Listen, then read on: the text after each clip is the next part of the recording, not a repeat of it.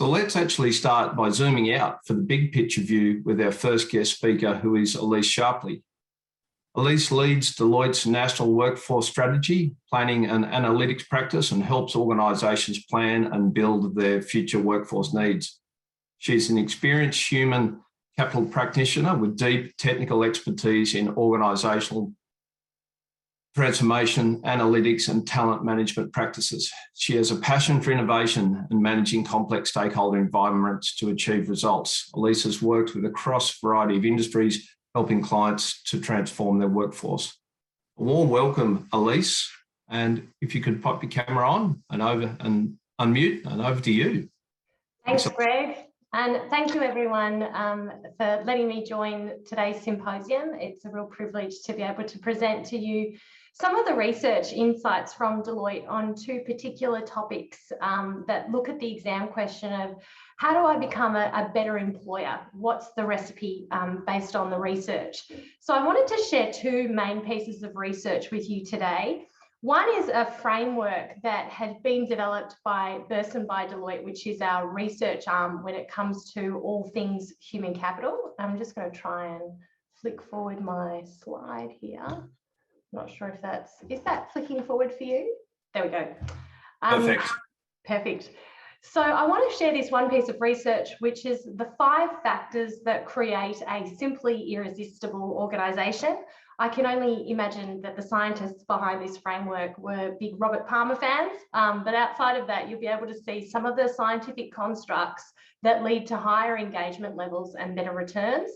And then I'm going to also stitch in some of the latest insights from our 2021 Gen Y, Gen Z and Millennial Survey, and just show how some of those elements start to come together as you think about what your future workforce needs to look like, as well as your current workforce practices. So I want to start by introducing this framework of the simply irresistible organisation. Now, there has been a raft of research around what drives employee engagement levels, commitment to an organisation, and discretionary effort, which is that ability to put in more than what's expected in your job role. And the research boils down to 5 big factors that help create what we would call an irresistible organisation.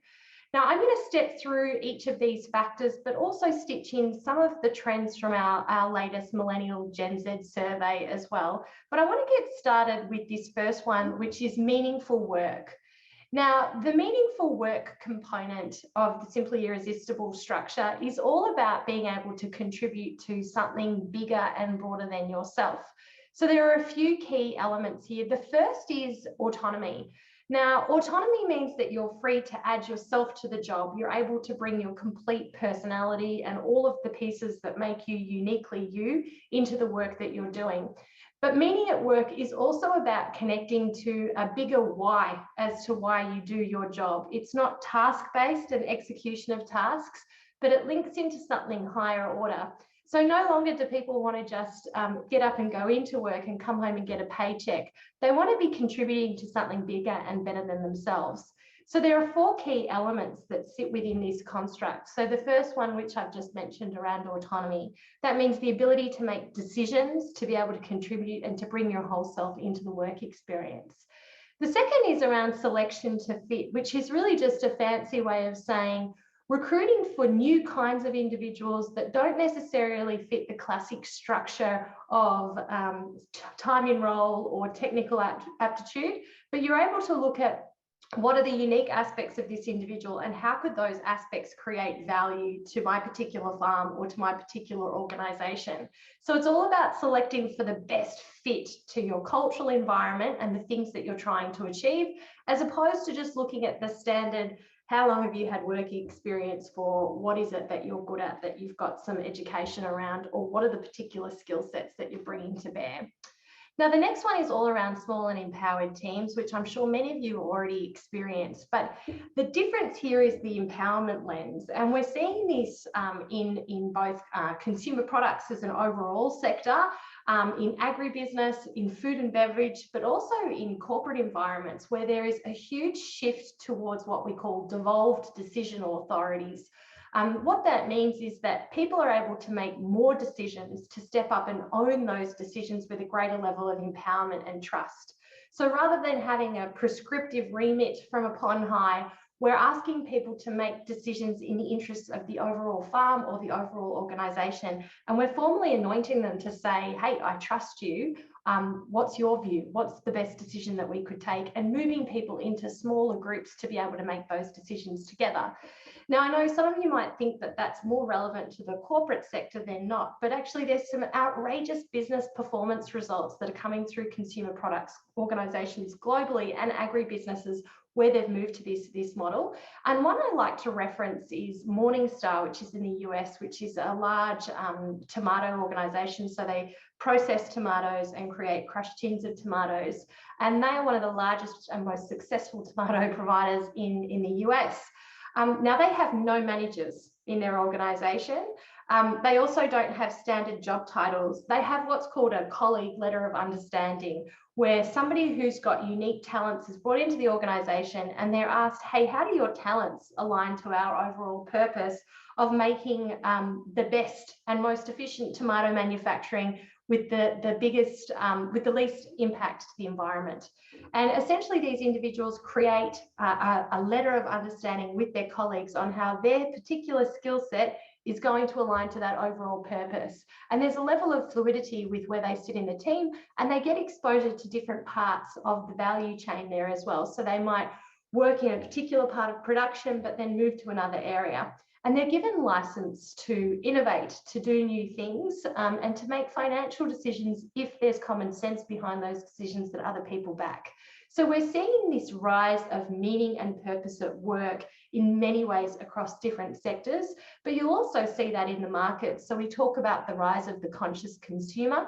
People are wanting to spend money at organisations that have a strong purpose or who stand for something that is better and promotes a better humanity for tomorrow or a better environmental impact.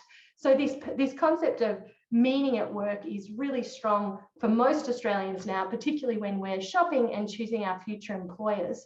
Now, I wanted to share next just a little bit of the research that comes from our Millennial Gen Z survey. So this survey goes to 45 countries globally, and we had just under 23,000 responses for the 2021 survey.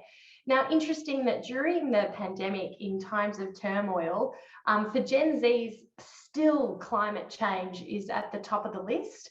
For millennials, it dropped down a little bit. It's still in the top 3. You know, this is coming up to prevalence in line with healthcare and disease prevention, but also concerns around finance. So some of these bigger picture, more meaningful steps that organisations can make towards the environment or having a say on political events, these are the things that are really important when it comes to millennials and Gen Zs in the workforce.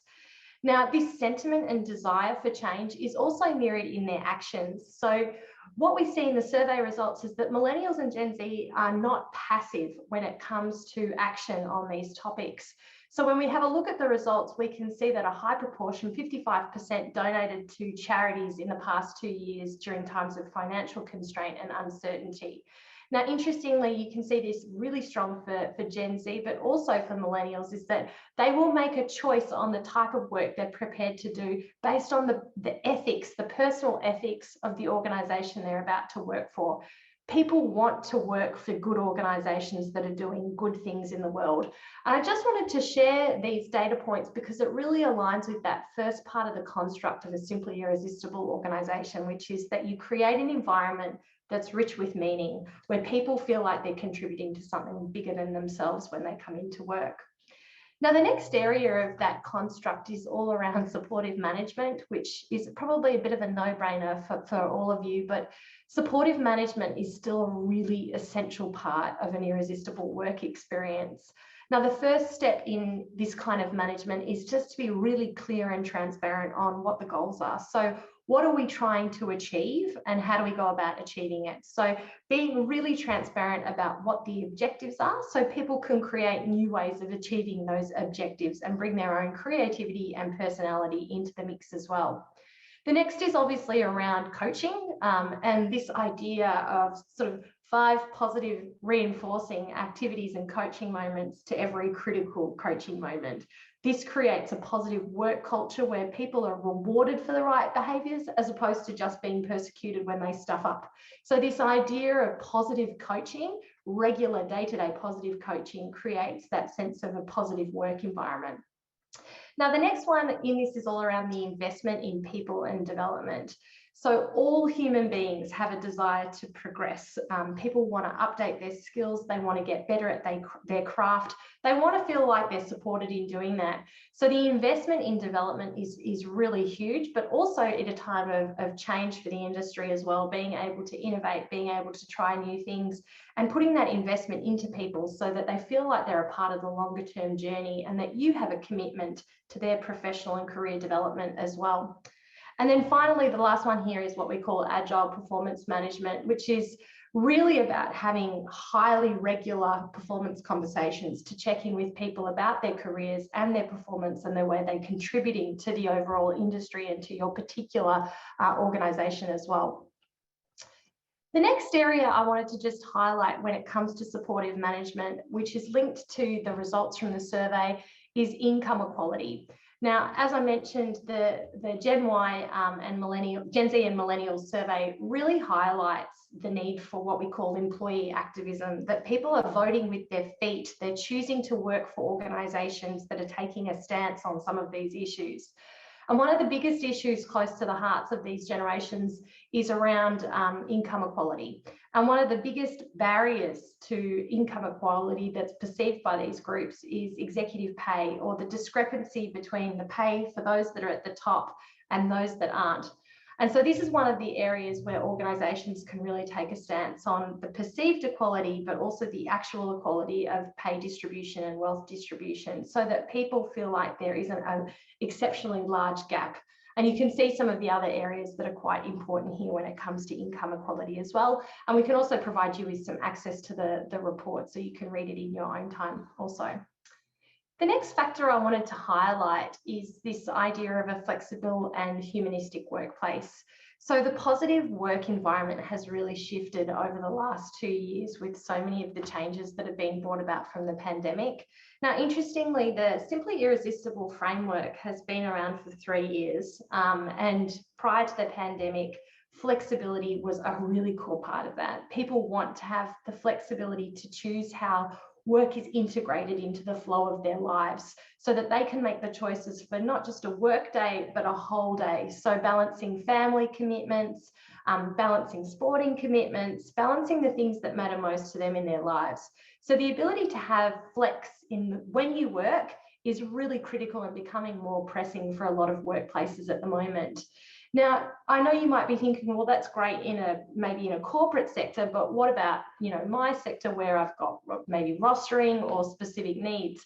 We're also seeing that in a rostering environment, a lot of organisations are moving towards also greater flexibility. One of the large retailers here in Australia has just updated core aspects of their employment contract so that full-time and part-time team members can access holiday leave during the school holidays, as opposed to having to shift into a casual contract. So we're seeing flexibility pushing through in a raft of different industries in different ways, not just flexibility on when you work, but also flexibility on where you work. So if you have the ability to do particularly administrative or office work off-site, why not do that office work off-site?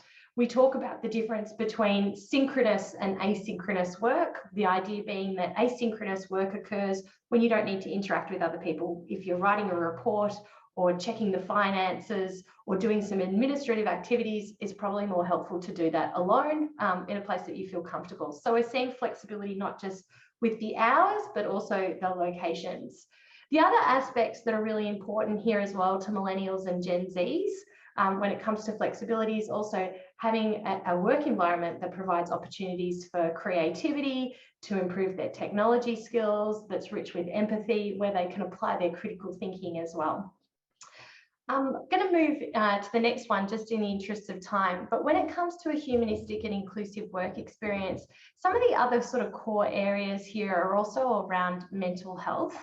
A lot of millennials and Gen Zs have felt really let down by their employers during the pandemic and the level of support that they've received around mental health challenges. So as they've experienced financial distress, physical distress, family distress, it makes a difference the actions that their employees have taken and the level of commitment that they have to those employees coming out of the pandemic based on the way that they supported them from a mental wellbeing perspective. The other area that's really critical for millennials and Gen Z is systemic racism, which we see across the board. So we talk about cultural and linguistic diversity becoming more and more important across the Australian landscape. People have a significantly lower tolerance for some of the practices that have happened in the past when it comes to racism, and it's becoming a really critical issue and has been a critical issue for many years.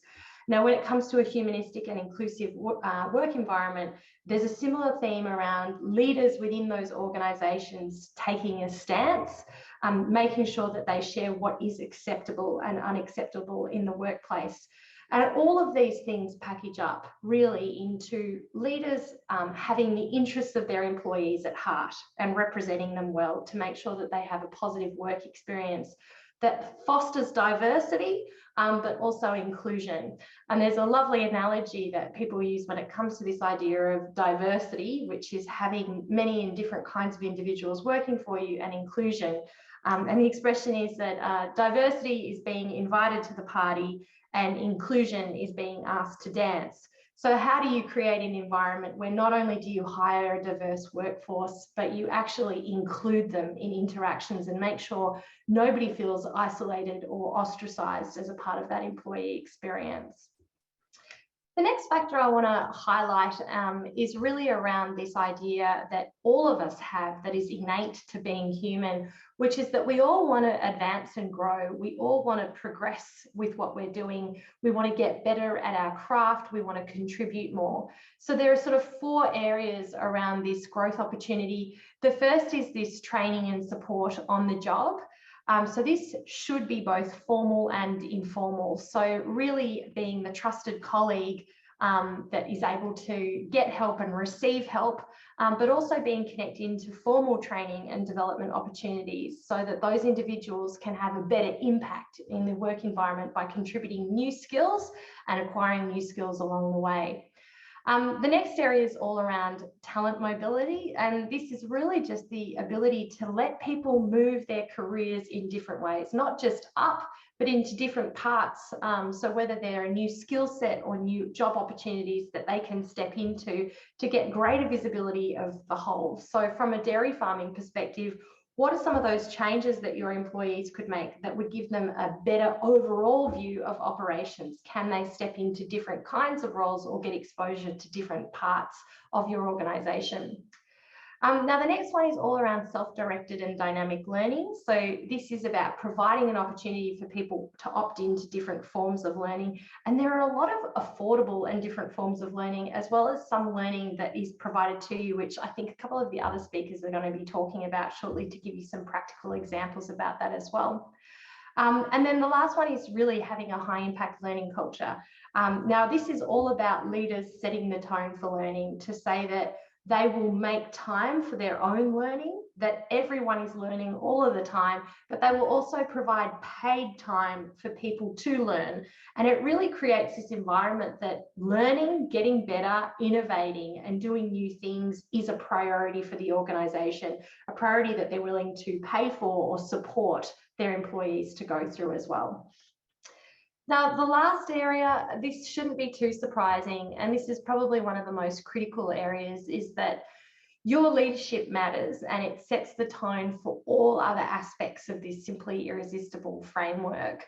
So really there are a few core elements to this. The first is around the mission and the purpose, the extent to which you can clearly articulate the mission and purpose of what it is you're trying to achieve, and that is compelling to individuals, that you can set a clear direction that people want to rally behind is really at the heart of great leadership. The next is really that continued investment for people. So are you an organisation that really focuses on people? Do you invest in them? And really there's a level of contagion with that as well, because the people that work for you speak more positively about you. And what it starts to create is what we call a positive employer brand. Your farm is known as being the best place to grow leaders, to grow developed employees, to grow new skills as well. So an irresistible place to work. The next area is all around transparency and honesty, and you will have seen that in the Millennial and Gen Z survey as well. This idea of taking a stance, of being real, of being transparent, of operating with integrity and honesty is becoming ever more pressing, particularly for the next generation of workers. And then the last one is all about inspiration. So what are those big actions that are inspiring, that keep people on your journey, that you can demonstrate through your own behaviours as well? Now, I just want to call out this quote as well from the survey around Gen Z and millennials. So many businesses shift towards stakeholder capitalism is resonating with millennials. They remain unimpressed with businesses' impact on society, but they may be starting to feel more optimistic about business leaders' intentions. So while we have been going through such a huge time of turbulence, those leaders that can paint a picture for the future that is rich with hope, with vision, with clear goals, with support, and with that connection to meaning and purpose at work is what's making the difference. Stakeholder capitalism is all about a new form of capitalism where everyone thrives. This idea of employees as stakeholders, your partners as stakeholders, and your own organisation as key stakeholders. And we're seeing this through the rise of employee activism. You would have seen the newspaper headlines 2 years ago where 11,000 workers walked out on Amazon due to the treatment of some of the senior executives who had been caught up in some sexual harassment cases. We're seeing a greater rise of employee activism as well. And it's really the leaders who have that business shift towards stakeholder capitalism that are starting to really shift the dial and create that followership within their own workforce as well. So I just wanted to finish up by talking about how much your leadership matters, but also to share this sort of summary framework with you. And we've got a white paper that you can all access as well on this particular topic. But just reflecting on your own dairy farm or organisation and how irresistible do you think it is for your employees? And you've got those sort of 5 big buckets there that you can reflect on.